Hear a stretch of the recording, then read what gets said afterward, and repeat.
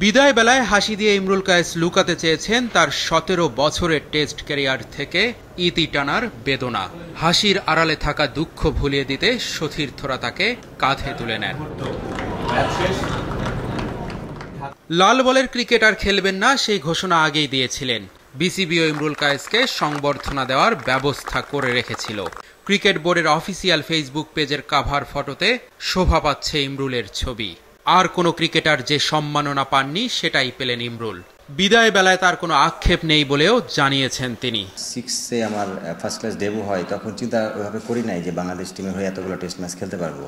But at the end এখন যেভাবে বিদায় নিলাম, আমার কাছে মনে হয় যে আমি ভেরি মাচ হ্যাপি যে বাংলাদেশের হয়ে 39 টেস্ট ম্যাচ খেলতে পেরেছি।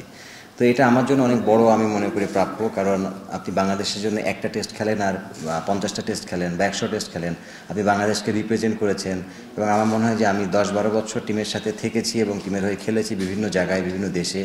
এটা আমার জন্য অনেক বড় একটা মানে প্রাইডের ব্যাপার ছিল। এবং আমি চেষ্টা করে গেছি যে আমি দেশের জন্য যতটুকু দেওয়ার এবং যেভাবে আপনার কন্ট্রিবিউশন করা যায় সেটা ব্যাটিং করে হোক, কিপিং করে হোক, চেষ্টা করেছি আমি মানে প্রয়োজনে, দলের প্রয়োজনে সেভাবে খেলা। তা আলহামদুলিল্লাহ আমি হয়তো বা আরও বেটার আমার টেস্ট ক্যারিয়ার হতে পারতো। বাট এখন যেটা হয় নাই সেটা নিয়ে আসলে আমার এখন আফসোস করার আমি মনে করি না। অনেকে বলেছে যে ভাই আপনি আরও 2টা বছর খেলতে পারতেন। বাট আমার প্রশ্ন হচ্ছে যে 2টা বছর পরে আবার হয়তো সেও বলতে পারতো যে ভাই আপনি কবে খেলাটা ছাড়বেন। সো আমার কাছে মনে এই কথাগুলো শোনার থেকে আমার খেলা নিজের থেকে আমি এখন বুঝছি যে না, আমার চলে যাওয়াটা বেটার। এই জন্য আমি আসলে ডিসিশন নিয়েছি, কারণ সম্মান থাকতে থাকতে আসলে নিজের বুঝটা ইম্পর্টেন্ট, বোঝা যে আমি নিজের দীর্ঘ ক্যারিয়ারে খেলেছেন অনেক কোচ আর অধিনায়কের অধীনে। তাদের মধ্যে কে সেরা সেটাও জানিয়েছেন ইমরুল কায়েস। বসুন্ধরা ডায়াপেন্ট এখন আরো উন্নত। এই হট এয়ার থ্রো টপশিট দ্রুত শোষণ করে সোনামণিকে দেয় কোমল অনুভূতি। সবার সাথেই খেলেছি আমি, মুশফিক থেকে শুরু করে আশরাফুল ভাই থেকে শুরু করে লাস্ট খেললাম মাশরাফি ভাইয়ের সময় পর্যন্ত।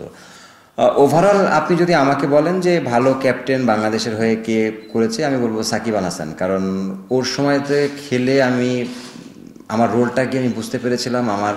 আমার সাথে ডিসকাশন করতো ওপেনলি সব কিছু, যে কি আমার রোল বা আমাকে কীভাবে খেলতে হবে। চান্দিকা হাতুড়ি সিং, আমি আবারও বলছি যে এটা অবশ্যই ও অনেকের কাছে প্রশ্নবিদ্ধ coach but as a technical coach হিসাবে অনেক ভালো কোচ ছিলেন। 2008 থেকে 2019 সাল পর্যন্ত জাতীয় দলের হয়ে 39 টেস্ট খেলেছেন ইমরুল। 3 সেঞ্চুরি আর 4 50-তে করেছেন 1797 রান। সাদা পোশাকে আর মাঠে না নামলেও ওয়ানডে আর টি20 খেলে যেতে চান তিনি। ইমরুলের বিদায়ের দিনে তার দল খুলনা হেরেছে মাত্র 2.5 দিনে। তবে বিসিবির সংবর্ধনার আনুষ্ঠানিকতা শেষ করে সাদা বলে অনুশীলন করেছেন ইমরুল। জানান দিয়েছেন ক্রিকেটের সাথেই থাকতে চান ইমরুল কায়েস।